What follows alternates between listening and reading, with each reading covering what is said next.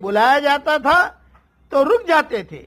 جس کی سزا یہ ملی کہ آج سجدہ کرنا چاہتے ہیں لیکن نہیں کر سکتے. پہلے کر سکتے تھے مگر نہیں کرتے تھے. اللہ تعالیٰ کی تجلی دیکھ کر مومن سب سجدے میں گر پڑیں گے لیکن کافر اور منافق سجدہ نہ کر سکیں گے. کمر تختہ ہو جائے گی، جھکے گی نہیں بلکہ پیٹھ کے بل چت گر پڑیں گے.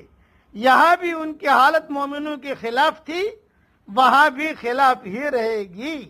پھر فرمایا مجھے اور میری اس حدیث یعنی قرآن کے جھٹلانے والوں کو تو چھوڑ دے، اس میں بڑی وعید اور سخت ڈانٹ ہے کہ تو ٹھہر تو جا، میں آپ ان سے نپٹ لوں گا.